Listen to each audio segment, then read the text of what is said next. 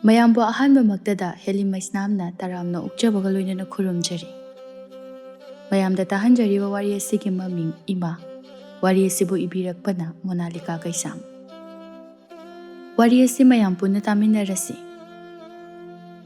ꯏꯃꯥ꯫ ꯏꯒꯤ ꯃꯔꯤ ꯄꯨꯝꯅꯃꯛꯀꯤ ꯍꯧꯔꯛꯐꯝꯗꯤ ꯏꯃꯥꯅꯤ ꯍꯥꯏꯅꯕ ꯂꯩ꯫ ꯐꯅ ꯐꯠꯇꯦ ꯈꯜꯂꯤꯕ ꯏꯃꯥꯗꯨꯒꯤ ꯂꯃꯟꯗꯤ ꯃꯄꯣꯛ ꯈꯨꯗꯤꯡ ꯄꯣꯛꯇꯨꯅꯁꯨ ꯑꯗꯨꯃꯛ ꯁꯤꯡꯕ ꯉꯝꯂꯣꯏ꯫ ꯄꯨꯟꯁꯤꯅ ꯏꯔꯣꯝꯗꯣꯝ ꯂꯦꯞꯆꯕ ꯉꯝꯗꯦ꯫ ꯍꯔꯥꯎꯔꯤꯉꯩ ꯅꯨꯡꯉꯥꯏꯔꯤꯉꯩ ꯏꯃꯥꯕꯨ ꯀꯥꯎꯊꯣꯛꯂꯦ꯫ ꯄꯨꯟꯁꯤꯅ ꯋꯥꯔꯛꯂꯕ ꯃꯇꯝꯗꯗꯤ ꯏꯃꯥꯕꯨ ꯀꯥꯎꯊꯣꯛꯄ ꯉꯝꯕ꯭ꯔꯥ?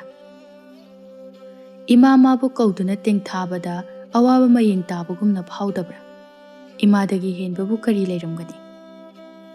ꯇꯥꯏꯕꯪ ꯄꯥꯟꯕ ꯎꯍꯜꯂꯦ, ꯑꯋꯥ ꯅꯨꯡꯉꯥꯏ ꯈꯪꯍꯜꯂꯦ, ꯅꯤꯡꯕ ꯑꯃ ꯊꯨꯡꯗ꯭ꯔꯦ ꯏꯃꯥ, ꯃꯉꯣꯟꯗ ꯅꯤꯡꯉꯥꯏ ꯇꯧꯏ꯫ ꯀꯔꯤ ꯑꯃ ꯆꯥꯅꯤꯡꯂꯦ ꯏꯃꯥ ꯃꯉꯣꯟꯗ ꯂꯩꯕꯤꯌꯨ ꯍꯥꯏꯔꯣꯏ, ꯋꯥꯔꯤ ꯑꯃ ꯅꯤꯡꯕ ꯊꯨꯡꯗ꯭ꯔꯦ ꯏꯃꯥ꯫ ꯏꯃꯥ ꯃꯍꯥꯛꯇꯨꯕꯨ ꯑꯋꯥꯕ ꯈꯪꯗꯕ ꯃꯤꯇꯝ ꯑꯣꯏꯔꯝꯒꯗ꯭ꯔꯅꯤ?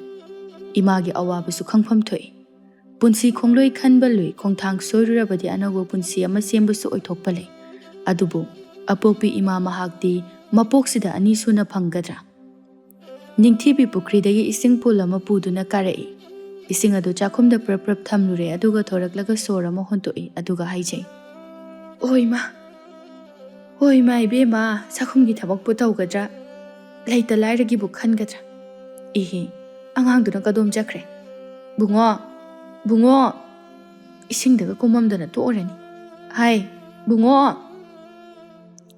ꯌꯦꯅꯈꯥ ꯌꯦꯡꯈꯨꯟ ꯃꯆꯥꯅꯨꯄꯥ ꯄꯤꯛꯂꯤꯕ ꯑꯗꯨꯕꯨ ꯀꯣꯏꯊꯤ ꯂꯩꯕ꯭ꯔꯥ ꯍꯥꯏꯅ ꯑꯉꯥꯡ ꯃꯥꯕꯨ ꯁꯦꯟꯅꯕꯗ ꯅꯤꯡꯊꯤꯕꯤ ꯉꯥꯏꯍꯥꯛꯇ ꯄꯣꯊꯥꯕ ꯁꯪꯗꯦ꯫ ꯕꯨꯡꯉꯣ! ꯅꯨꯡꯁꯤꯊꯣꯏꯕ ꯑꯉꯥꯡ ꯑꯗꯨ ꯂꯩꯈꯣꯝ ꯁꯥꯟꯅꯔꯝꯃꯤ꯫ ꯃꯗꯨ ꯎꯕꯗ ꯅꯤꯡꯊꯤꯕꯤ ꯁꯥꯎꯅꯤꯡꯕꯅ ꯂꯣꯏꯔꯦ꯫ ꯃꯆꯥꯕꯨ ꯑꯃꯨꯛ ꯆꯩ, "ꯍꯩ, ꯅꯪ ꯑꯗꯨꯗ ꯀꯩꯗꯧꯔꯤꯅꯣ?" ꯄ꯭ꯔꯞ ꯄ꯭ꯔꯞ ꯆꯪꯁꯤꯟꯗꯨꯅ ꯁꯥꯒꯟ ꯄꯥꯏꯗꯨꯅ ꯆꯤꯡꯈꯠꯂꯤ꯫ "ꯑꯃꯣꯠꯄꯁꯤꯕꯨ ꯀꯅꯥꯅ ꯄꯥꯏꯌꯣ ꯍꯥꯏꯒꯦꯕ ꯅꯪꯉꯣꯟꯗ ꯍꯥ? ꯑꯃꯣꯠꯄꯁꯤ ꯀꯅꯥꯅ ꯄꯥꯏꯌꯣ ꯍꯥꯏꯒꯦꯕ?" ꯑꯃꯨꯔꯛ ꯑꯅꯤꯔꯛ ꯁꯠ ꯊꯥꯏ꯫ "ꯅꯪ ꯁꯦꯟꯅꯕꯗ ꯑꯩꯁꯤ ꯋꯥꯔꯕ. ꯑꯁꯨꯛ ꯌꯥꯝꯅ ꯂꯝꯍꯦꯟꯕ ꯃꯆꯥꯁꯤꯕꯨ ꯀꯔꯤꯅꯣ?"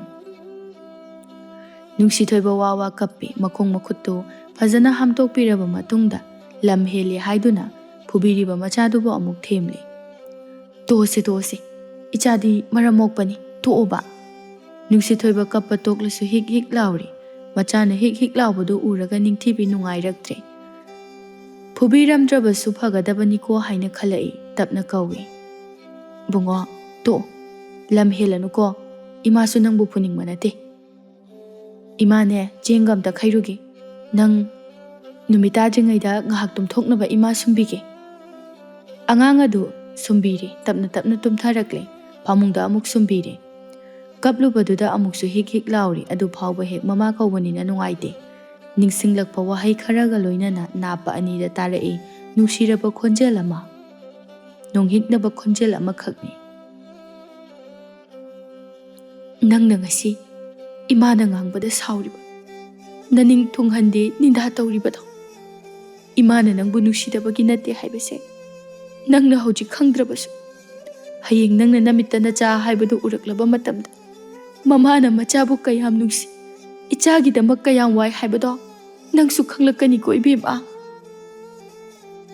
ꯅꯤꯡꯊꯤꯕꯤ ꯈꯪꯍꯧꯗꯅ ꯃꯄꯤ ꯇꯥꯔꯛꯏ꯫ "ꯏꯃꯥ, ꯏꯆꯥꯒꯤ ꯅꯨꯡꯁꯤꯕ ꯃꯁꯛ ꯈꯪꯂꯕ ꯃꯇꯝꯁꯤꯗ ꯏꯃꯥꯕꯨꯁꯨ ꯍꯦꯟꯅ ꯅꯨꯡꯁꯤꯔꯛꯑꯦ ꯏꯃꯥ꯫ ꯑꯩꯅ ꯏꯆꯥꯕꯨ ꯑꯁꯨꯛ ꯅꯨꯡꯁꯤꯕꯒꯨꯝ ꯏꯃꯥ, ꯅꯪꯅꯁꯨ ꯑꯩꯕꯨ ꯅꯨꯡꯁꯤꯔꯝꯒꯅꯤꯀꯣ." ꯃꯊꯪꯒꯤ ꯅꯨꯃꯤꯠꯇꯅ ꯅꯤꯡꯊꯤꯕꯤ ꯇꯥꯝꯅ ꯂꯩꯍꯧꯔꯤꯕ ꯁꯣꯜꯂꯕꯤ ꯃꯃꯥꯕꯨ ꯎꯅꯤꯡꯂꯛꯏ꯫ ꯃꯆꯥꯅꯨꯄꯥꯕꯨ ꯍꯥꯟꯅ ꯂꯣꯏꯁꯤꯟꯕꯤꯔꯦ, ꯑꯗꯨꯒ ꯃꯥꯁꯨ ꯂꯣꯏꯁꯤꯜꯂꯤ꯫ ꯀꯔꯤꯅꯣ ꯑꯆꯥ ꯑꯊꯛ ꯈꯔꯁꯨ ꯂꯥꯡꯖꯩ, ꯌꯥꯝꯃꯨꯕꯗꯤ ꯅꯠꯇꯦ꯫ ꯃꯥꯒꯤ ꯃꯄꯨꯔꯣꯏꯕ ꯅꯣꯡꯌꯥꯏꯁꯨ ꯉꯥꯎꯗꯨꯅ ꯍꯟꯖꯤꯜꯂꯛꯏ, ꯑꯗꯨꯒ ꯍꯪꯉꯤ, "ꯑꯦ, ꯅꯣꯏꯗꯤ ꯀꯥꯏ ꯆꯠꯇꯣꯏꯕ? ꯃꯣꯏ ꯃꯄꯥꯗ ꯉꯔꯥꯡ ꯍꯥꯏꯖꯈ꯭ꯔꯤꯕꯗꯨꯗꯤ ꯉꯁꯤꯗꯤ ꯏꯄꯥꯝꯗ ꯆꯠꯂꯨꯒꯦ ꯍꯥꯏꯗꯅ ꯆꯥꯛꯇꯣ ꯊꯤꯔꯒ ꯊꯝꯖꯔꯝꯂꯕꯅꯤ." "ꯀꯔꯤ? ꯅꯄꯥꯝꯗ? ꯅꯄꯥꯝꯗꯒꯤ ꯑꯎꯟꯄꯣꯠꯁꯨ ꯃꯆꯦꯠ ꯑꯃ ꯐꯥꯎꯕ ꯍꯥꯞꯄꯤꯔꯛꯇꯕ ꯅꯪꯅ ꯅꯄꯥꯝꯗ ꯀꯩꯗꯧ ꯆꯠꯇꯣꯏꯕ? ꯆꯠꯄ ꯌꯥꯔꯣꯏ." "ꯉꯁꯤꯗꯪ ꯆꯠꯂꯨꯒꯦ ꯃꯣꯏ ꯄꯄꯥ, ꯏꯃꯥꯗꯣ ꯎꯗꯕ ꯌꯥꯝ ꯀꯨꯏꯔꯦ, ꯃꯥꯁꯨ ꯑꯩꯕꯨ ꯎꯅꯤꯡꯉꯝꯒꯅꯤꯌꯦ, ꯃꯁꯨꯁꯤꯁꯨ ꯎꯅꯤꯡꯉꯝꯒꯅꯤ, ꯉꯥꯏꯍꯥꯛꯇꯪ ꯆꯠꯂꯨꯒꯦ, ꯑꯩ ꯊꯨꯅ ꯍꯟꯖꯔꯛꯀꯦ." "ꯍꯣꯏ, ꯑꯩꯅ ꯆꯠꯄ ꯌꯥꯔꯣꯏ ꯍꯥꯏꯗꯤ ꯌꯥꯔꯣꯏ." "ꯃꯣꯏ ꯄꯄꯥ, ꯃꯁꯤ ꯋꯥ ꯌꯥꯝ ꯃꯈꯥ ꯇꯥꯔꯗꯅ ꯄꯣꯠꯆꯩꯁꯤꯡꯗꯨ ꯂꯪꯈꯥꯏꯕ ꯍꯧꯔꯛꯏ꯫ ꯅꯤꯡꯊꯤꯕꯤꯅ ꯈꯥꯝꯅꯅꯕ ꯍꯣꯠꯅꯩ꯫ ꯃꯣꯏ ꯃꯄꯥ, ꯀꯩꯅꯣ ꯇꯧꯔꯤꯁꯤꯕꯣ? ꯁꯤ ꯁꯨꯃꯥꯏꯅ ꯇꯧꯕꯤꯅꯣꯕ꯫ ꯃꯥꯒꯤ ꯊꯣꯛꯄ ꯄꯣꯠꯆꯩꯁꯤꯡꯗꯨ ꯃꯥꯡꯍꯟ ꯇꯥꯛꯍꯜꯂꯝꯂꯕ ꯃꯇꯨꯡꯗ ꯑꯁꯤꯃꯁꯨ ꯍꯥꯏꯔꯝꯃꯤ꯫ ꯑꯩꯅ ꯌꯥꯔꯣꯏ ꯍꯥꯏꯕ ꯃꯐꯝꯗꯨꯗ ꯍꯦꯛ ꯆꯠꯂꯝꯂꯕ ꯅꯪ ꯁꯤꯔꯦ ꯈꯪꯉꯨ꯫ ꯃꯄꯨꯔꯣꯏꯕꯅ ꯆꯠꯈ꯭ꯔꯕ ꯃꯇꯨꯡ ꯅꯤꯡꯊꯤꯕꯤ ꯂꯩꯃꯥꯏꯗ ꯐꯝꯊꯗꯨꯅ ꯍꯤꯛ ꯀꯞꯆꯗꯨꯅ ꯂꯩꯍꯧꯔꯤ꯫ ꯏꯃꯥ, ꯑꯩ ꯌꯥꯝ ꯋꯥꯔꯤ꯫ ꯍꯥꯏꯕ ꯏꯟꯗꯕꯤ ꯅꯆꯥ ꯑꯩ ꯉꯁꯤꯗꯤ ꯌꯥꯝ ꯋꯥꯔꯤ ꯏꯃꯥ꯫ ꯏꯃꯥꯅ ꯍꯥꯏꯕ ꯋꯥꯗ ꯑꯩꯅ ꯏꯟꯈꯤꯗꯕꯗꯣ ꯃꯁꯤꯒꯤ ꯄꯨꯟꯁꯤ ꯑꯁꯤꯕꯨ ꯑꯣꯏꯔꯛꯅꯕ ꯑꯣꯏꯔꯝꯂꯤ꯫ ꯌꯥꯝ ꯋꯥꯔꯦ, ꯑꯩ ꯀꯩꯗꯧꯒꯗꯕꯅꯣ ꯈꯪꯗ꯭ꯔꯦ ꯏꯃꯥ꯫ ꯏꯃꯥ, ꯅꯆꯥ ꯉꯁꯤꯗꯤ ꯌꯥꯝ ꯋꯥꯔꯦ ꯏꯃꯥ꯫ ꯍꯥꯏꯕ ꯏꯟꯗ ꯊꯥꯡꯂꯨꯕ ꯈꯣꯡꯊꯥꯡꯅꯤ ꯃꯃꯥ ꯃꯥꯕꯨ ꯁꯥꯎꯅꯤꯡꯈꯤ ꯃꯇꯝꯗꯨꯗ ꯉꯁꯤꯅ ꯃꯃꯥ ꯃꯥꯕꯨ ꯀꯧꯗꯨꯅ ꯀꯞꯂꯛꯂꯦ꯫ ꯉꯥꯏꯍꯥꯛ ꯀꯞꯂꯕꯁꯨ ꯃꯍꯥꯛ ꯃꯧꯅꯤ, ꯌꯨꯝꯒꯤ ꯀꯔꯤ ꯋꯥꯠꯂꯤ ꯌꯦꯡꯁꯤꯟꯕꯅ ꯃꯊꯧꯅꯤ꯫ ꯅꯨꯃꯤꯠ ꯈꯨꯗꯤꯡꯒꯤꯅꯤ ꯅꯣꯡꯌꯥꯏꯅ ꯌꯨ ꯉꯥꯎꯗꯨꯅ ꯍꯟꯖꯤꯜꯂꯛꯂꯒ ꯑꯣꯠꯄꯤ ꯅꯩꯕꯤꯔꯤꯕ꯫ ꯋꯥꯔꯕꯁꯨ ꯃꯔꯥꯜꯒꯤꯅꯤ ꯈꯟꯖꯔꯦ꯫ ꯃꯄꯥꯝꯗ ꯍꯟꯕ ꯏꯀꯥꯏꯔꯦ ꯍꯥꯏꯕ ꯏꯟꯗꯕꯤꯗꯣ ꯃꯊꯪꯒꯤ ꯅꯨꯃꯤꯠꯇꯁꯨ ꯅꯣꯡꯌꯥꯏꯗꯨ ꯌꯨ ꯉꯥꯎꯗꯨꯅ ꯂꯥꯛꯂꯒ ꯏꯟꯁꯥꯡ ꯍꯥꯎꯇꯦ ꯍꯥꯏꯕꯒꯤ ꯋꯥꯍꯧꯗ ꯅꯤꯡꯊꯤꯕꯤꯕꯨ ꯐꯨꯕꯤꯔꯝꯃꯤ꯫ ꯅꯤꯡꯊꯤꯕꯤꯅ ꯀꯞꯂꯗꯨꯅ ꯌꯨꯝꯁꯤꯗ ꯅꯪꯅ ꯑꯩꯕꯨ ꯄꯨꯔꯛꯏꯁꯦ ꯑꯁꯨꯝꯅ ꯑꯣꯠꯀꯦ ꯍꯥꯏꯅ ꯄꯨꯔꯛꯏꯔꯣ? ꯑꯩ ꯈꯥꯡꯕ ꯉꯝꯗ꯭ꯔꯦ꯫ ꯅꯪꯒꯤ ꯃꯤꯑꯣꯠ ꯃꯤꯅꯩꯁꯦ ꯑꯩ ꯈꯥꯡꯕ ꯉꯝꯗ꯭ꯔꯦ꯫ ꯌꯨꯝꯁꯤꯗ ꯅꯆꯥ ꯑꯃ ꯂꯩꯔꯤ, ꯅꯨꯄꯤ ꯑꯃ ꯂꯩꯔꯤ ꯈꯪꯗꯕ ꯃꯈꯩ ꯅꯪꯅ ꯌꯨ ꯊꯛꯇꯨꯅ ꯂꯩꯕ꯫ ꯑꯉꯥꯡ ꯑꯄꯤꯛꯄꯁꯤꯒ ꯑꯩꯕꯨ ꯀꯔꯤ ꯁꯨꯗꯨꯅ ꯑꯍꯥꯎꯕ ꯃꯊꯦꯜ ꯊꯣꯡꯒꯗꯣꯏꯅꯣ? ꯅꯪꯕꯨ ꯋꯥꯈꯜ ꯈꯖꯤꯛꯇꯪ ꯑꯣꯏꯔꯁꯨ ꯇꯥꯎ ꯀꯩꯗꯧꯒꯦ? ꯃꯆꯤꯟꯕꯥꯜꯗꯨꯗ ꯑꯃꯨꯛ ꯊꯥꯖꯤꯟꯕꯤ꯫ ꯈꯪꯕ꯭ꯔꯥ, ꯑꯩꯉꯣꯟꯗ ꯅꯆꯤꯟꯒꯁꯨ ꯈꯨꯝꯕ ꯁꯥꯔꯗꯅ ꯅꯪ ꯍꯥꯠꯇꯣꯛꯎꯔꯥ? ꯍꯥꯠꯂꯣ, ꯑꯩꯕꯨ ꯍꯥꯠꯂꯣ꯫ ꯑꯩ ꯍꯤꯡꯕ ꯄꯥꯝꯗ꯭ꯔꯦ꯫ ꯁꯦ, ꯑꯩꯕꯨ ꯍꯥꯠꯂꯣ꯫ ꯏꯅꯤꯡꯇꯝꯅ ꯍꯤꯡꯕ ꯌꯥꯗꯕ ꯑꯩꯒꯤ ꯄꯨꯟꯁꯤꯁꯤꯕꯨ ꯍꯤꯡꯂꯨꯕꯩ ꯀꯩ ꯀꯥꯟꯅꯔꯤꯒꯦ? ꯑꯩꯕꯨ ꯍꯥꯠꯂꯣ꯫ ꯅꯨꯡꯁꯤꯊꯣꯏꯕꯁꯨ ꯀꯞꯄꯤ꯫ ꯃꯃꯥꯒꯤ ꯃꯅꯥꯛꯇ ꯆꯦꯟꯁꯤꯟꯖꯕꯁꯨ ꯉꯝꯖꯗꯦ꯫ ꯅꯣꯡꯌꯥꯏꯅ ꯅꯤꯡꯊꯤꯕꯤꯒꯤ ꯃꯁꯝ ꯑꯗꯨ ꯑꯃꯨꯛ ꯐꯣꯏꯕꯤꯔꯦ꯫ ꯊꯥꯗꯣꯛꯑꯁꯦ, ꯁꯝꯁꯤꯝꯇ ꯊꯥꯗꯣꯛꯑꯣꯕ, ꯊꯥꯗꯣꯛꯑꯣ꯫ ꯅꯨꯡꯁꯤꯊꯣꯏꯕꯁꯨ ꯀꯞꯂꯗꯨꯅ ꯕꯥꯕꯥ, ꯏꯃꯥꯗ ꯐꯨꯕꯤꯒꯅꯣ, ꯏꯃꯥꯗ ꯐꯨꯕꯤꯒꯅꯣ ꯕꯥꯕꯥ꯫ ꯅꯣꯡꯌꯥꯏꯅ ꯐꯣꯏꯔꯝꯕ ꯃꯁꯝ ꯑꯗꯨ ꯊꯥꯗꯣꯛꯂꯝꯂꯒ ꯌꯦꯅꯈꯥꯔꯣꯝꯗ ꯊꯨꯅ ꯊꯣꯛꯈꯤ꯫ ꯅꯨꯡꯁꯤꯊꯣꯏꯕ ꯃꯃꯥꯒꯤ ꯃꯅꯥꯛꯇ ꯆꯦꯟꯁꯤꯟꯗꯨꯅ ꯏꯃꯥ, ꯅꯪ ꯑꯩ ꯑꯅꯥꯕ꯭ꯔꯣ? ꯅꯤꯡꯊꯤꯕꯤ ꯃꯆꯥꯕꯨ ꯀꯣꯟꯁꯤꯟꯗꯨꯅ ꯄꯦꯟꯅ ꯀꯞꯄꯤ꯫ ꯏꯃꯥꯒꯤ ꯏꯕꯨꯡꯉꯣ, ꯏꯃꯥꯁꯦ ꯅꯪꯒꯤ ꯈꯟꯕꯗ ꯁꯤꯕ ꯉꯝꯗ꯭ꯔꯦ꯫ ꯏꯃꯥ ꯌꯥꯝ ꯋꯥꯔꯦ꯫ ꯏꯃꯥ ꯏꯆꯥ ꯍꯨ ꯆꯥꯗꯨꯅ ꯄꯨꯟꯅ ꯁꯤꯈ꯭ꯔꯁꯤꯔꯥ? ꯏꯕꯥꯅꯤ ꯁꯤꯈ꯭ꯔꯁꯤꯔꯣ? ꯅꯨꯡꯁꯤꯊꯣꯏꯕꯗꯤ ꯀꯔꯤ ꯈꯨꯝꯂꯨꯅꯤ ꯋꯥ ꯀꯞꯇꯨꯅ ꯂꯩ꯫ ꯅꯣꯡꯌꯥꯏ ꯃꯈꯨꯠꯇ ꯊꯧꯔꯤ ꯑꯃ ꯄꯥꯏꯗꯨꯅ ꯑꯃꯨꯛ ꯆꯪꯂꯛꯏ꯫ ꯅꯤꯡꯊꯤꯕꯤ ꯀꯔꯤꯅꯣ ꯇꯧꯔꯛꯂꯤꯕꯁꯤ ꯈꯟꯗꯨꯅ ꯇꯤꯡꯉꯛ ꯌꯦꯡꯂꯛꯏ꯫ ꯅꯣꯡꯌꯥꯏꯅ ꯍꯥꯏ, ꯌꯥꯝ ꯁꯤꯅꯤꯡꯉꯦ ꯍꯥꯏꯗꯥꯏ? ꯁꯦ, ꯊꯧꯔꯤꯁꯦ ꯌꯥꯜꯂꯒ ꯍꯧꯖꯤꯛꯃꯛ ꯁꯤꯌꯨ꯫ ꯃꯣꯏ ꯕꯥꯕꯥ, ꯍꯣꯏ, ꯅꯪ ꯊꯧꯔꯤ ꯌꯥꯟꯕ ꯉꯝꯂꯔꯣꯏ꯫ ꯅꯪ ꯊꯧꯔꯤ ꯌꯥꯟꯕ ꯉꯝꯃꯣꯏ ꯍꯥꯏꯕ ꯅꯠꯇ꯭ꯔో? ꯐꯩ, ꯑꯗꯨꯗꯤ ꯑꯩꯅ ꯑꯣꯏꯅ꯫ ꯑꯁꯤ ꯍꯥꯏꯔꯒ ꯃꯉꯛꯁꯝꯗ ꯊꯧꯔꯤꯗꯣ ꯍꯨꯛꯆꯤꯜꯂꯛꯏ꯫ ꯅꯤꯡꯊꯤꯕꯤ ꯀꯞꯇꯨꯅ ꯃꯣꯏ ꯃꯄꯥ, ꯀꯩꯅꯣ ꯇꯧꯏꯁꯤꯕꯣ? ꯊꯥꯗꯣꯛꯑꯁꯦ꯫ ꯅꯪ ꯏꯆꯥ ꯊꯣꯏꯕꯒꯤ ꯀꯩꯝ ꯈꯟꯗ꯭ꯔꯕꯣ?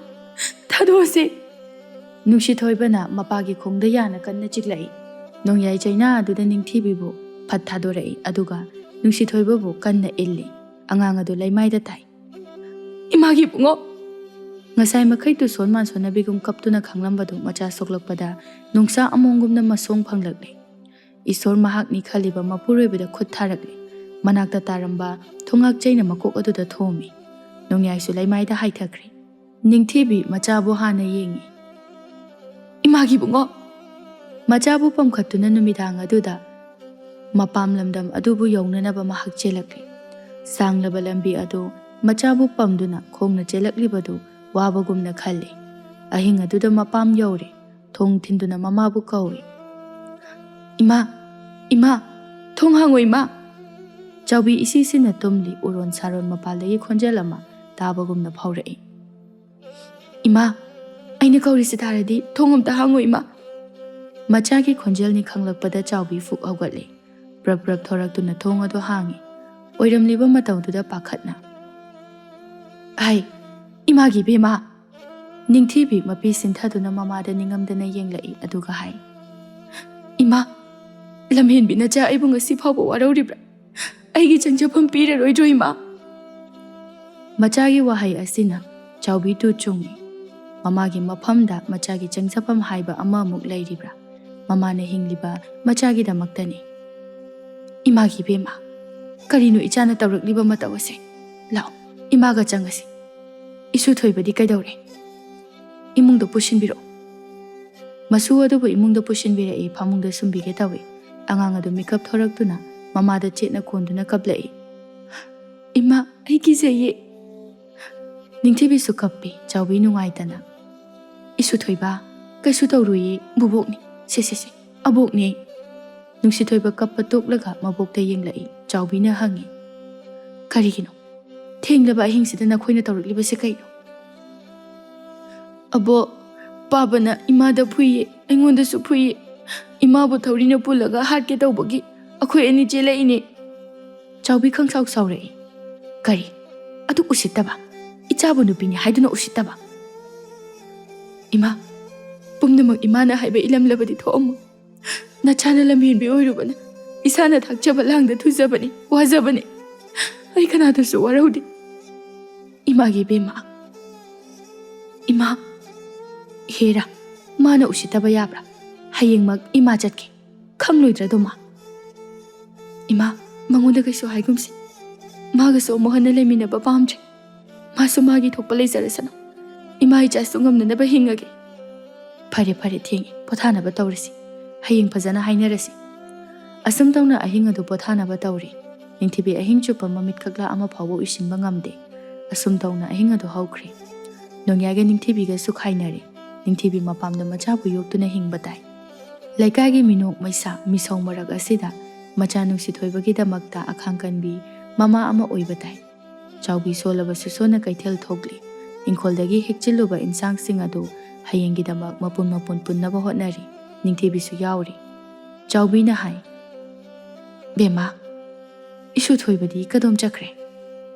Mamanaba singa sana hauri ima. Phare. Adubu bema, ima wa kharadi haige nangonda. Kaiwano ima. Nupa yaudana yum panba haibasi yamnu.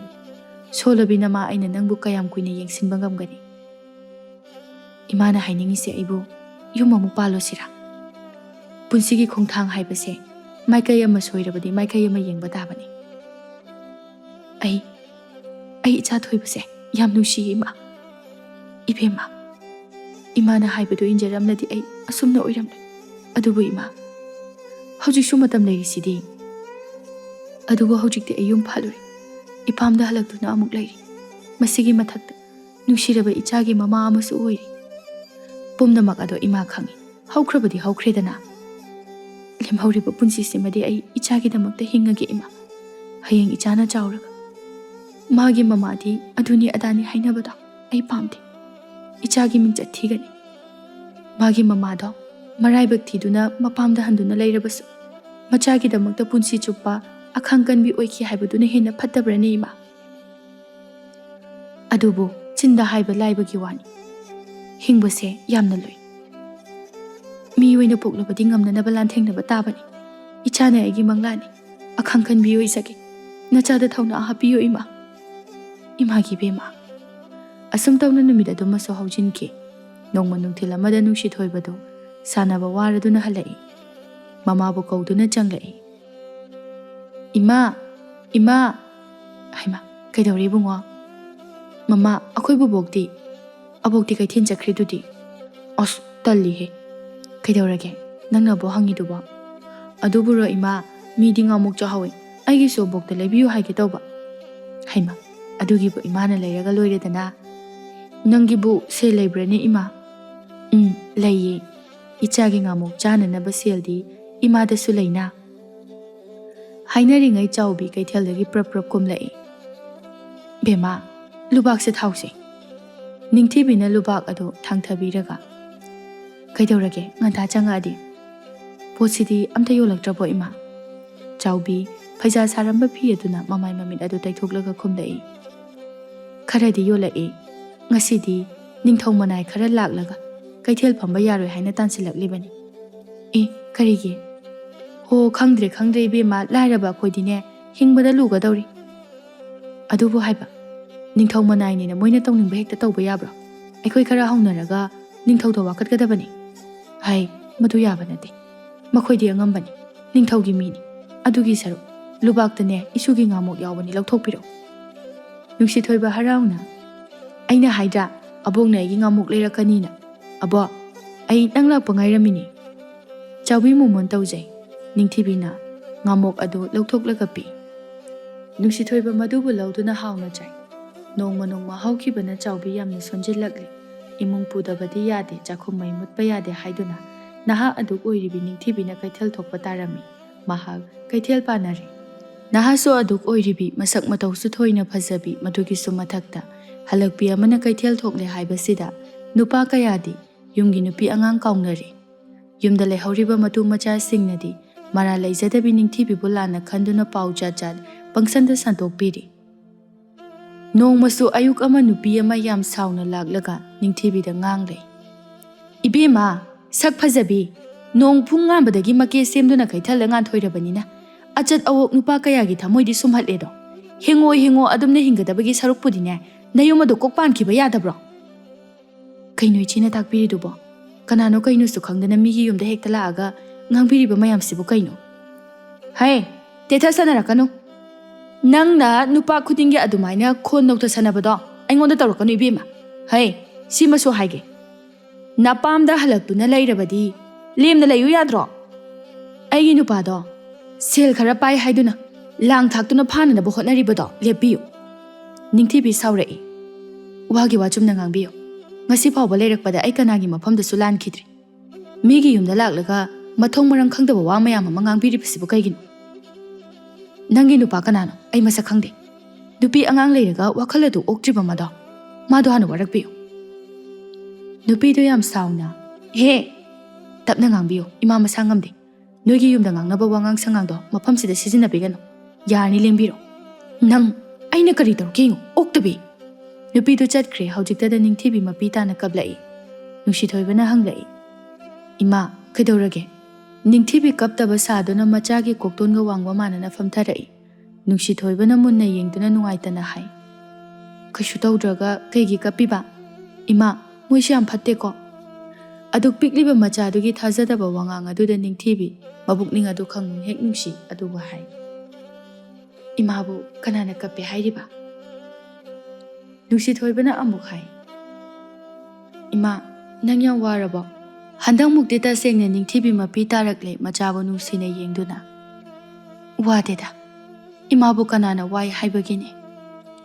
Nungsithoiba mamagi pi adu khut machaduna taithokpiduna hai. Kapkano ima hayeng wai aina chawraga imabu nungaina thambidoini.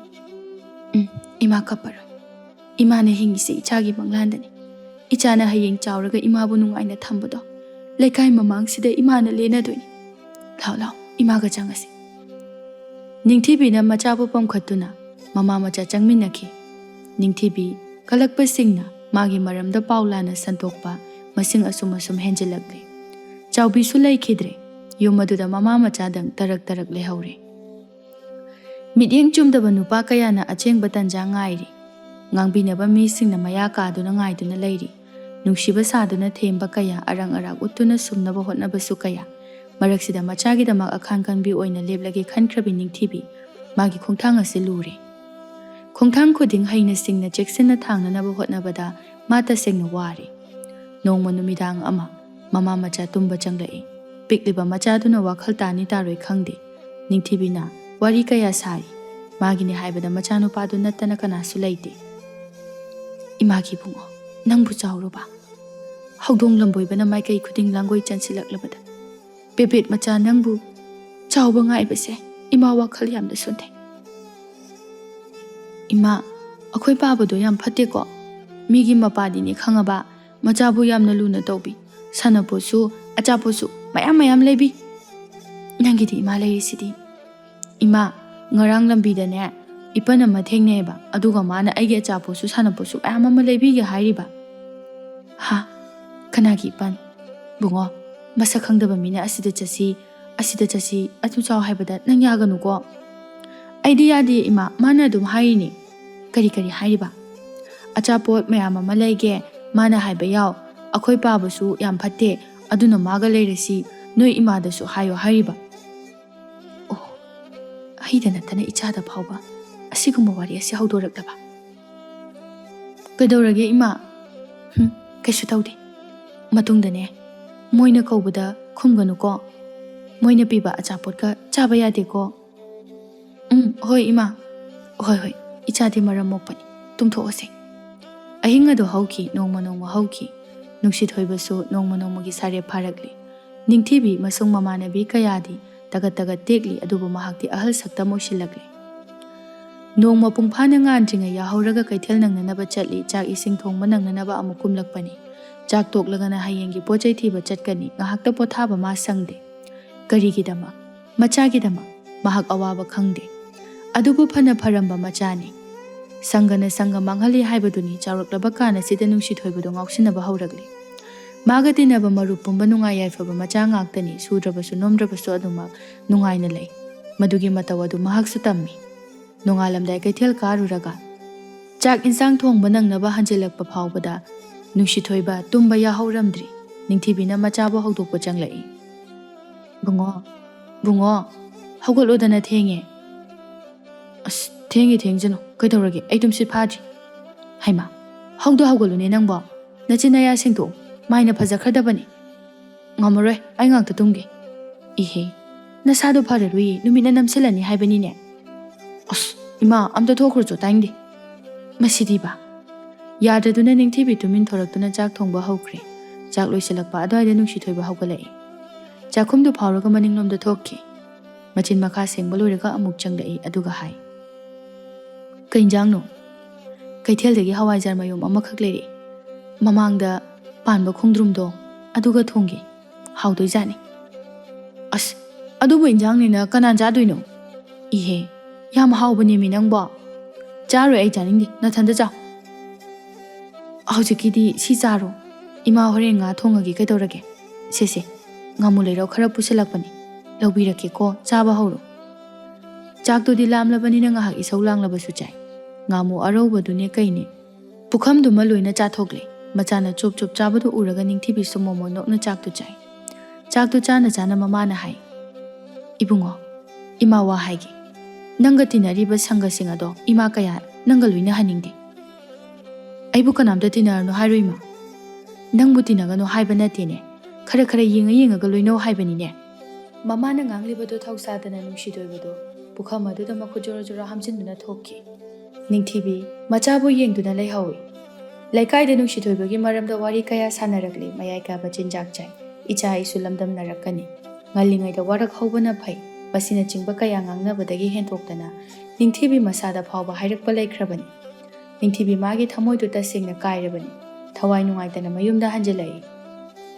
ꯅꯨꯡꯁꯤꯊꯣꯏꯕꯗꯨ ꯄ꯭ꯔꯞ ꯊꯣꯔꯛꯂꯒ ꯏꯃꯥ ꯁꯦꯜ ꯈꯔ ꯄꯤꯔꯛꯑꯣ ꯀꯗꯥꯏꯗ ꯑꯃꯨꯛ ꯆꯠꯀꯗꯧꯔꯦꯅ ꯀꯩꯁꯨ ꯆꯠꯂꯣꯏ ꯏꯃꯥ ꯁꯦꯜ ꯈꯤꯇ ꯄꯤꯔꯛꯑꯣ ꯅꯪꯅꯦ ꯂꯩꯀꯥꯏ ꯃꯃꯥꯡꯗ ꯏꯃꯥ ꯃꯥꯏꯁꯦ ꯊꯥꯡꯒꯠꯇꯨꯅ ꯆꯠꯄ ꯉꯝꯗ꯭ꯔꯦ ꯋꯥꯈꯜ ꯈꯤꯇꯗꯤ ꯇꯥꯔꯣꯕ ꯏꯃꯥꯒꯤ ꯏꯕꯨꯡꯉꯣ ꯑꯁ ꯁꯨꯝ ꯀꯣꯊ ꯂꯩ ꯀꯗꯥꯏꯅꯣ ꯁꯦꯜꯗꯣ ꯄꯤꯔꯛꯑꯣꯕ ꯀꯗꯥꯏꯗꯒꯤ ꯁꯦꯜꯅꯣꯃꯤ ꯏꯃꯥꯕꯣ ꯂꯩꯇꯦ ꯍꯥꯏꯕꯅꯤꯅꯦ ꯐꯤꯖꯤꯗ ꯀꯦꯔꯤꯗꯣ ꯄꯤꯔꯛꯑꯣ 이bungo 시디네 미기 삐키나버니 ꯅꯪꯒꯤ ꯁꯦꯜꯗꯣ ꯍꯌꯦꯡ ꯏꯃꯥ ꯀꯩꯊꯦꯜ ꯍꯜꯂꯛꯑꯒ ꯄꯤꯔꯒꯦ ꯀꯩꯗꯧꯔꯒꯦ ꯌꯥꯔꯣꯏꯌꯦ ꯍꯧꯖꯤꯛ ꯁꯤꯖꯤꯟꯅꯒꯗꯕ ꯁꯦꯜꯕꯨ ꯍꯌꯦꯡ ꯄꯤꯕ ꯀꯃꯥꯏ ꯌꯥꯗꯣꯏꯅꯣ ꯀꯥꯟꯅꯗꯦꯁꯦ ꯁꯦꯜꯗꯣ ꯄꯤꯔꯛꯑꯣ ꯑꯁꯤ ꯍꯥꯏꯔꯒ ꯃꯃꯥꯒꯤ ꯐꯤꯖꯤꯗ ꯀꯤꯔꯤꯕ ꯁꯦꯜꯗꯣ ꯂꯧꯅꯅꯕ ꯍꯣꯠꯅꯔꯛꯏ ꯅꯤꯡꯊꯤꯕꯤꯁꯨ ꯄꯤꯗꯅꯕ ꯍꯣꯠꯅꯩ ꯃꯁꯤ ꯍꯦꯛ ꯂꯧꯈ꯭ꯔꯕꯗꯤ ꯃꯤꯅ ꯊꯤꯅ ꯉꯥꯡꯒꯗꯧꯔꯤꯕꯅꯤ 이bungo ꯃꯁꯤꯗꯤ ꯃꯤꯒꯤ ꯄꯤꯈꯤꯅꯕꯅꯤ ꯄꯨꯈꯤꯅꯨ ꯍꯥꯏꯕꯅꯤꯅꯦ ꯅꯪꯕꯣ ꯅꯝꯗꯨꯅ ꯁꯦꯜ ꯑꯗꯨ ꯂꯧꯔꯦ ꯃꯥꯒꯤ ꯑꯄꯥꯝꯕ ꯐꯪꯂꯕꯗ ꯃꯣꯃꯣ ꯅꯣꯛꯇꯨꯅ ꯉꯁꯥꯏꯅ ꯍꯥꯏꯕꯗ ꯌꯥꯔꯗꯤ ꯑꯄꯤꯕ ꯈꯔ ꯂꯧꯒꯗꯕ 이bungo ꯅꯪꯕꯨ ꯁꯦꯜꯗꯣ ꯃꯤꯒꯤꯅꯦ ꯍꯥꯏꯕꯅꯦꯃꯤ ꯅꯨꯡꯁꯤꯊꯣꯏꯕ ꯁꯦꯜ ꯑꯗꯨ ꯄꯨꯗꯨꯅ ꯍꯟꯅ ꯌꯦꯡꯂꯝꯗꯕꯤ ꯊꯣꯛꯈꯤ 이bungo ꯁꯦꯜꯗꯣ ꯄꯨꯈꯤꯅꯨ ꯍꯥꯏꯕꯅꯤꯅꯦ ꯅꯪꯕꯣ ꯅꯤꯡꯊꯤꯕꯤ ꯀꯞꯂꯦ ꯃꯆꯥꯒꯤ ꯑꯁꯤꯒꯨꯝꯕ ꯃꯇꯧ ꯑꯁꯤ ꯃꯥ ꯇꯁꯦꯡꯅ ꯄꯦꯟꯗ꯭ꯔꯦ ꯃꯕꯨꯛꯅꯤꯡꯁꯨ ꯌꯥꯝꯅ ꯅꯨꯡꯁꯤ ꯑꯁꯨꯛ ꯌꯥꯝꯅ ꯐꯠꯇꯕ ꯃꯆꯥ ꯑꯁꯤꯕꯨ ꯀꯔꯤ ꯃꯃꯥꯒꯤ ꯑꯋꯥꯕꯁꯨ ꯃꯆꯦꯠ ꯑꯃꯠꯇ ꯈꯪꯗꯕ ꯏꯆꯥꯅ ꯆꯥꯎꯔꯒ ꯅꯨꯡꯉꯥꯏꯒꯅꯤ ꯈꯜꯂꯨꯕ ꯉꯁꯤꯗꯤ ꯏꯆꯥ ꯆꯥꯎꯔꯦ ꯃꯁꯤꯔꯅꯦ ꯑꯩꯅ ꯃꯪꯖꯔꯨꯕ ꯃꯪꯂꯥꯟ ꯑꯗꯨꯕꯣ ꯏꯃꯥꯒꯤ ꯏꯕꯨꯡꯉꯣ ꯅꯪꯕꯨ ꯋꯥꯈꯜ ꯇꯥꯔꯣ ꯀꯩꯗꯧꯒꯦ ꯃꯤꯒꯤ ꯄꯤꯒꯗꯕ ꯁꯦꯜ ꯑꯗꯨꯗꯤ ꯃꯆꯥ ꯂꯝꯍꯦꯟꯕꯗꯨꯅ ꯃꯨꯟꯗꯨꯅ ꯄꯨꯈ꯭ꯔꯦ ꯁꯦꯜ ꯑꯗꯨ ꯂꯧꯕ ꯃꯤ ꯂꯥꯛꯂꯒ ꯄꯤꯅꯤꯡꯉꯥꯏ ꯂꯩꯇꯕꯗꯒꯤ ꯃꯤꯅꯁꯨ ꯇꯊꯤ ꯉꯥꯡꯕꯤꯔꯦ ꯅꯤꯡꯊꯤꯕꯤꯅ ꯍꯥꯏꯖꯩ ꯏꯆꯦ ꯁꯥꯎꯕꯤꯕ ꯌꯥꯗꯦ ꯉꯁꯤꯗꯣ ꯑꯩ ꯄꯤꯒꯦ ꯍꯥꯏꯅ ꯂꯥꯡꯂꯕꯅꯤ ꯑꯗꯨꯕꯨ ꯎꯄꯥꯏ ꯑꯃ ꯂꯩꯇ꯭ꯔꯦ ꯅꯣꯡ ꯅꯤꯅꯤ ꯁꯤꯃꯇꯪꯒ ꯉꯥꯏꯕꯤꯌꯨꯕ Nong manini kayam kuiregi nangna olakliba matamse. Ngasidine sel pudrikai ai haloi harisini. Yam thuna puthoro. Iche, aibu kadaidagi piyu haiban. Cheng phau hapasu natabanina itantana imung asi pubasida khara puthakiduna tawbani. Saubi khinuba iche. Namana chakhak chabasida kari puthaningai leiradana. Tawnu ibema. Ima ichadang charabasu. Asikhak subasinadi kayam yamna thokluni. Nongmagi chara haibaduni. Taningdeda ningthibi. Nachanupa asuk chawba ma leiraga nangna sudrabasu imungsidi mana laina puba yaredana. Mathibongdi pukham charamgani. Nachanupa miremdo. Ningthibi phana phatrabasu machada mina asumnaga haibasida mahak nungaite. Ichegi seldo ai athubada soidana pizaraki. Sidi imung manunggi wani. Ichado chawrabasu mama aigi mittade angangni. Aduna aina suhandabani. Sidi ubiranu kaidawrake. Hairisina di mama na yaba oirene. Hoi, mama aina ichadai thabak suhandabani. Nachanupa na nisa chariba. Migi mapor huraliba asisu mama nangna yabagi oirini. Hoi yare ibema kibu kizaine nakhoina mana chase. Ai chatlage. Seldo handaka soiraba aina kaidawgi yengonoi. Asi hairamduna nupidu chatkre ningthibidi kappe. Imagi bungo. Nangama asuk chawna leina imada mina thina ngangalabako. Aigi mapokse kayada tonkraba. Icha phattabasigi haktakta nongmodi mimang thoktasu waliko. Matamado ngaiduna leiba tharibra. Ningthibi machagi wakhalda mahak laiman oire. Chaba tumba walakpana masa adu ison sonthare adubu hek ngamliba makhaidi machagi damakta mahakna hotnari. Kaitheldagi wana halaklaga chak thongbadusu machana hawi hauti ningai tawbadagi charam thalong khangdaba kayani. Machana ahing hanjalaktabagi ngaibaga sungtum tumdana kaithel kagibasu masing yamlakle. Nongma kaithel halakpada lambida ningthibigi thainagi mata ama thengnai. Nungai yaifaba oibanina masado kayagi matik nana tagat tekliba. Ningthibi madu ubada ikaiduna usinadana chatke tawi adubu mataduna kaurai. Ita ningthibi nadro. Mani, haima. Ita udaba kuire. Kainu ita nayanga ikangkangladana. Kemta chadrabu nangbo. Chaida, yamna chaida. Ita, icha nungsi thoibadi kamdauri. Kamdauruni, adum hamunida. Icha chawrabadi pothaba yari nangbo. Fibam suyam sokchili. Aidine thabaka sudaba kuire. Kaidauruni wai haidani. Icha nupaduna loino honari. Nungsi thoibadusu thabak suningai leitradi manau nupaga chananaba hayudana. Khangdrida ita ai kari haigadabani. Haisu haibani. Nang yadre ita. Jel khara lauthoktu pirai. Se ita masina kaino malairaga chaw. Kaigi selno ai lauroi ko ita. Lana khangano ita bu nusiduna pibani. Masi lautradi ai sunungairaroi. Silau. Kok luksilu kaidawrage. Ai amuk chalukhigi. Nongmane ibungoga koithorauko. Hoida. Matado chatkre. Matadugi oiraba punsi mahing hotnaba kanba. Machana mamabu nungaina thambiba uraga ningthibi mathamoida yamna kalakchana taksi sonjai. Masana nongmagi sonjilakle kaithel thokpa phawba ngamlaktre. Mahak kaithel thoktaba numit humni sujilakle. Mana suba leplabada imung adu mai mutpa taradara. Nahan matana piramba sel aduna cheng khara wansinduna thamhawi. Maduna khara safaribani. Numit kharani di chanakhini. Asuk wana leiringai machanupado migi san huralambagi phaduna mayam changduna puhaure haiba paw amasu tarak narabasu warabasu paw adu tabada ma machagi damakta chelak ami puriba mayam adubu khamnaba hotnajai. Icha sa nakhoibo mukta ngaibiko mahakna kari tawrumlabage mama aingonda haibi se puribado amukta lepiyu kaidobage icha se siba tari. He hanubi nachanupa sina migi sanga hurangi tawrumlibani. Hojik ma khulda kita tho haibra matung tau dana ba nang warake haibra ibungo sa ine na khudona duna haijai handakti mahak pungak piru mama aina warak jarake pare matung mana hoi asigumba thauthok ase thoklaba akhoi bu phate haigan laikai gi nupi amana sauna kari gi ngak pibuno mama sina yaduna tawribani naha oiringai lamchat chumdraduna mawa khaina duna halakhiba natro mama macha puna tanthokhigadabani. Mamagi mathakta thariba wangang asite nungsi thoibang asiti thamoida chaina khangpau phau. ꯃꯥꯒꯤꯗꯃꯛ ꯃꯔꯥꯜ ꯂꯩꯇꯕꯤ ꯃꯃꯥꯅ ꯃꯤ ꯈꯨꯗꯤꯡꯒꯤ ꯈꯨꯠꯂꯣꯟꯅꯗꯨꯅ ꯍꯥꯏꯖꯕꯗꯨ ꯎꯕꯗ ꯃꯄꯤ ꯇꯥꯔꯦ꯫ ꯃꯥꯅ ꯃꯃꯥꯒꯤ ꯋꯥ ꯏꯟꯗꯅ ꯇꯤꯟꯅꯈꯤꯕ ꯃꯔꯨꯞꯁꯤꯡ ꯑꯗꯨꯅ ꯃꯁꯥ ꯀꯟꯖꯅꯕ ꯃꯔꯥꯜ ꯄꯨꯝꯕꯅ ꯃꯉꯣꯟꯗ ꯊꯪꯖꯤꯜꯂꯝꯗꯨꯅ ꯃꯥꯕꯨ ꯐꯍꯧꯕꯅꯤ꯫ ꯑꯗꯨꯕꯨ ꯃꯥꯒꯤꯗꯃꯛꯇ ꯃꯃꯥ ꯂꯥꯏꯔꯕꯤꯗꯨꯅ ꯆꯣꯡꯊꯣꯔꯛꯂꯤ꯫ ꯑꯣ, ꯑꯁꯤ ꯑꯣꯏꯔ ꯃꯥꯜꯂꯦ ꯃꯃꯥ ꯑꯣꯏꯕꯤꯒꯤ ꯊꯝꯃꯣꯏ꯫ ꯅꯤꯡꯊꯤꯕꯤꯅ ꯍꯥꯏꯖꯃꯟꯕꯗꯒꯤ ꯃꯃꯥ ꯃꯆꯥꯗꯨ ꯊꯥꯗꯣꯔꯛꯂꯦ꯫ ꯅꯤꯡꯊꯤꯕꯤ ꯃꯊꯃꯣꯏꯗ ꯃꯆꯥꯕꯨ ꯋꯥꯔꯧꯕꯅ ꯍꯦꯟꯈꯤꯕꯅ ꯋꯥꯍꯩ ꯑꯃꯠꯇ ꯍꯥꯏꯈꯤꯗ꯭ꯔꯦ ꯃꯆꯥꯗ꯫ ꯃꯌꯨꯝ ꯌꯧꯔꯛꯂꯕꯗ ꯃꯉꯣꯟꯗ ꯃꯥꯅ ꯍꯤꯞꯅꯅꯕ ꯊꯥꯗꯨꯅ ꯊꯝꯂꯤꯕ ꯑꯗꯨꯗ ꯆꯪꯁꯤꯟꯗꯨꯅ ꯐꯝꯊꯩ꯫ ꯅꯨꯡꯁꯤꯊꯣꯏꯕꯅ ꯃꯥꯡꯒꯣꯜꯒꯤ ꯎꯈꯣꯡ ꯇꯤꯟꯗꯨꯗ ꯉꯥꯗꯨꯅ ꯐꯝꯂꯤ꯫ ꯃꯃꯥꯒꯤ ꯏꯁꯣꯟ ꯁꯣꯟꯕ ꯃꯇꯧ ꯑꯗꯨ ꯅꯤꯡꯕ ꯀꯥꯏꯅ ꯌꯦꯡꯂꯛꯏ꯫ ꯃꯔꯥꯜ ꯑꯗꯨ ꯂꯥꯟꯖꯔꯨꯔꯕꯅꯤꯅ ꯃꯃꯥꯗ ꯀꯔꯤ ꯋꯥꯍꯩ ꯍꯥꯏꯒꯅꯤ ꯍꯥꯏꯕ ꯃꯥ ꯍꯥꯏꯕ ꯉꯝꯗ꯭ꯔꯦ꯫ ꯃꯅꯥꯀꯣꯡ ꯑꯅꯤꯗꯨꯗ ꯍꯟꯖꯤꯟ ꯍꯟꯖꯤꯟ ꯇꯥꯗꯨꯅꯇ ꯂꯩꯔꯦ꯫ ꯀꯔꯤꯒꯤ ꯉꯥꯛꯄꯤꯕꯅꯣ? ꯃꯃꯥꯁꯤꯅ ꯌꯥꯗꯨꯅ ꯇꯧꯔꯤꯕꯅꯤ꯫ ꯅꯍꯥ ꯑꯣꯏꯔꯤꯉꯩ ꯂꯝꯆꯠ ꯆꯨꯝꯗ꯭ꯔꯗꯨꯅ ꯃꯋꯥ ꯈꯥꯏꯅꯗꯨꯅ ꯍꯜꯂꯛꯏ ꯅꯠꯇ꯭ꯔꯣ ꯁꯤꯁꯨ? ꯃꯃꯥ ꯃꯆꯥꯁꯦ ꯄꯨꯟꯅ ꯇꯥꯟꯊꯣꯛꯈꯤꯒꯗꯕꯅꯤ꯫ ꯑꯇꯩ ꯑꯇꯩꯗꯤ ꯊꯣꯏꯅ ꯈꯟꯖꯤꯜꯂꯨꯗꯦ, ꯑꯗꯨꯛ ꯂꯝꯆꯠ ꯁꯦꯡꯕꯤ ꯃꯃꯥꯕꯨ ꯂꯝꯆꯠ ꯆꯨꯝꯗꯦ ꯍꯥꯏꯕꯗꯨꯗꯤ ꯃꯥ ꯈꯥꯡꯕ ꯋꯥꯏ꯫ ꯄꯨꯝꯅꯃꯛꯁꯦ ꯃꯥꯅ ꯃꯔꯝ ꯑꯣꯏꯔꯒ ꯉꯥꯡꯂꯤꯕꯅꯤ ꯍꯥꯏꯕꯗꯨ ꯈꯟꯊꯔꯛꯄꯗ ꯃꯄꯤ ꯇꯥꯔꯛꯏ꯫ ꯃꯃꯥꯗ ꯅꯤꯡꯉꯝꯗꯅ ꯌꯦꯡꯗꯨꯅ ꯇꯞꯅ ꯀꯧꯏ, ꯏꯃꯥ꯫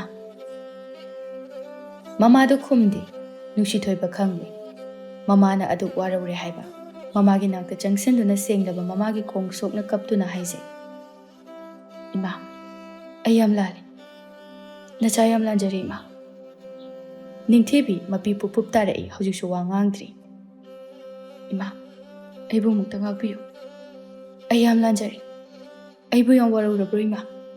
ꯐꯠꯇꯕ ꯃꯆꯥ ꯑꯩꯒꯤꯗꯃꯛ ꯏꯃꯥꯕꯨ ꯌꯥꯝ ꯋꯥꯍꯜꯂꯦ꯫ ꯂꯥꯟꯖꯗꯕꯤ ꯏꯃꯥꯕꯨꯁꯨ ꯃꯤꯅ ꯊꯤꯅ ꯉꯥꯡꯅꯍꯜꯂꯦ꯫ ꯑꯩꯁꯦ ꯀꯌꯥꯗ ꯐꯠꯈꯤꯗ꯭ꯔꯕꯅꯣ? ꯏꯃꯥ, ꯅꯆꯥ ꯑꯩꯒꯤ ꯅꯤꯡꯕ ꯊꯨꯡꯅꯅꯕ ꯍꯣꯠꯅꯕꯗ ꯅꯪꯗꯤ ꯅꯣꯡꯃꯗꯁꯨ ꯄꯣꯊꯥꯕ ꯁꯪꯗ꯭ꯔꯦ꯫ ꯅꯆꯥꯁꯨ ꯌꯥꯝꯅ ꯁꯣꯟꯊꯔꯦ꯫ ꯑꯩꯒꯤꯗꯃꯛ ꯋꯥꯗꯨꯅ ꯉꯁꯤ ꯐꯥꯎꯕ ꯂꯥꯛꯂꯦ꯫ ꯏꯃꯥ, ꯅꯪꯕꯨ ꯋꯥꯔꯕ꯭ꯔꯥ? ꯅꯆꯥ ꯑꯩꯒꯤꯗꯃꯛꯇ ꯅꯪ ꯌꯥꯝ ꯋꯥꯔꯦꯀꯣ ꯏꯃꯥ꯫ ꯃꯃꯥ ꯃꯥꯁꯨ ꯄꯦꯟꯅ ꯀꯞꯂꯛꯏ꯫ ꯍꯟꯗꯛꯃꯨꯛꯇꯤ ꯃꯆꯥꯕꯨ ꯍꯧꯒꯠꯄꯤꯗꯨꯅ ꯍꯥꯏ, ꯑꯉꯥꯎꯕ, ꯃꯃꯥꯅ ꯃꯆꯥꯒꯤꯗꯃꯛ ꯋꯥꯖꯕꯕꯨ ꯋꯥꯕ ꯀꯧꯕ꯭ꯔꯣ? ꯃꯃꯥꯅ ꯃꯆꯥ ꯌꯣꯛꯄꯕꯨ ꯋꯥꯏ ꯍꯥꯏꯕ꯭ꯔꯅꯦ? ꯃꯃꯥꯅ ꯃꯆꯥꯕꯨ ꯅꯨꯡꯁꯤꯕꯗꯤ ꯅꯨꯡꯁꯤꯕꯒꯤ ꯃꯄꯥꯜ ꯅꯥꯏꯗꯕꯅꯤ꯫ ꯃꯗꯨꯃꯛꯅ ꯃꯆꯥꯕꯨ ꯌꯣꯛꯄ ꯉꯝꯅꯔꯤꯕꯅꯤ꯫ ꯏꯃꯥꯅ ꯋꯥꯔꯝꯕ ꯄꯨꯝꯕ ꯀꯣꯛꯈ꯭ꯔꯦ꯫ ꯃꯥ, ꯅꯪꯕꯨ ꯌꯥꯝꯅ ꯋꯥꯔꯕ꯭ꯔꯥ ꯍꯥꯏꯕ ꯋꯥꯍꯩ ꯑꯁꯤꯅ ꯏꯃꯥꯒꯤ ꯊꯃꯣꯏ ꯑꯁꯤ ꯄꯨꯡꯄꯦꯟ ꯄꯦꯜꯍꯟꯈ꯭ꯔꯦ꯫ ꯋꯥꯔꯧꯔꯝꯕ ꯀꯣꯡꯒꯥꯏ ꯃꯥꯡꯈ꯭ꯔꯦ꯫